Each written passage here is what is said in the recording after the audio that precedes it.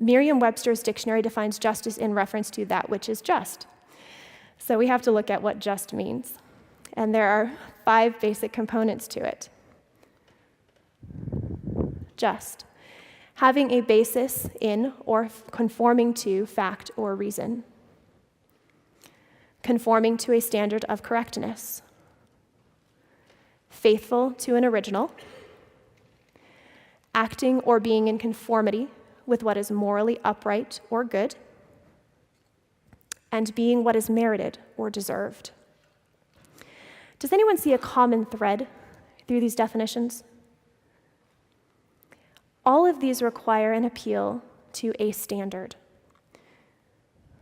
Each definition requires a firm standard against which something is measured, having a basis in or conforming to fact or reason, the standard of fact or reason, conforming to a standard of correctness, that which is correct, faithful to an original, acting or being in conformity with what is morally upright or good, and being what is merited or deserved. So justice is comparing something, some event, some idea, some action, against a firm, immovable standard and seeing how that measures up. This means 2 things. First, that standard exists. And second, if we lose that standard, we lose the ability to have justice. If there is not some standard by which we measure actions or events or ideas, there is no such thing as justice. C.S. Lewis perhaps said it best in his book, Mere Christianity, in a quote that has become central to me throughout this process. And he said this: "My argument against God was that the universe seemed so cruel and unjust. But how had I got this idea of just and unjust? A man does not call a line crooked unless he has some idea of a straight line. What was I comparing this universe with when I called it unjust?" Now, Lewis then devotes the remainder of his book for evidences why he believes the Judeo-Christian God is the true God who defines what is straight, allowing us to recognize what is crooked. For those of you that wish to explore that dynamic, I highly commend that book to you.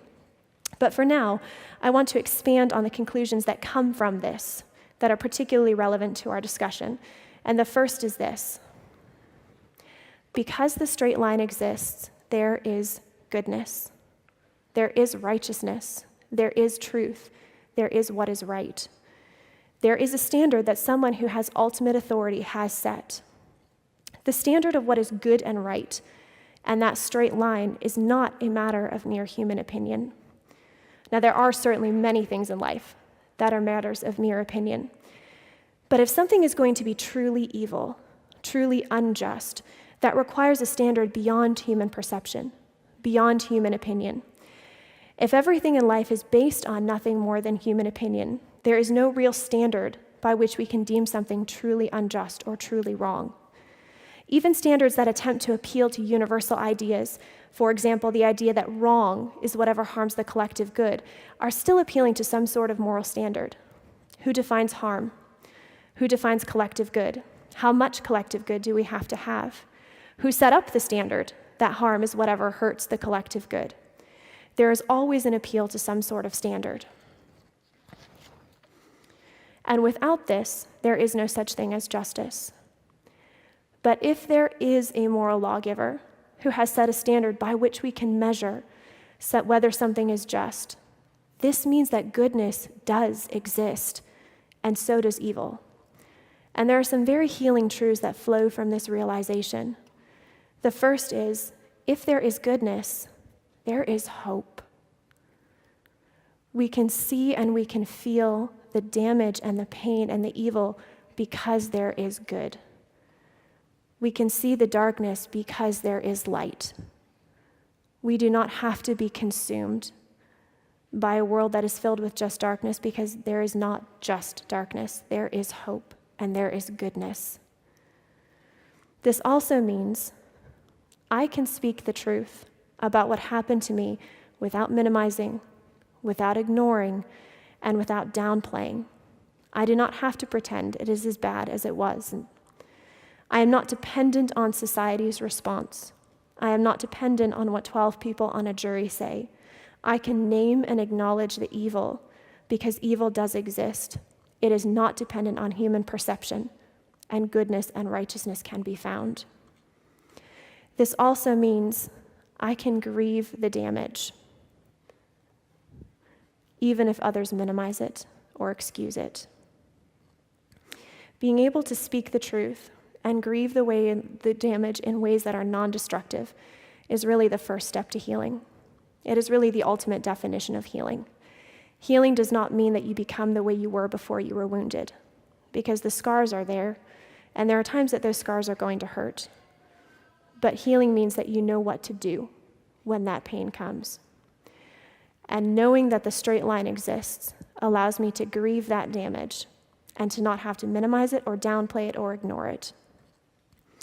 So again, to recap, the first thing we see when we properly define justice is that it requires a standard of right and wrong. Goodness and evil exist. We can discuss this and speak the truth about what was done without minimizing and without being dependent on society's response for validation and for healing.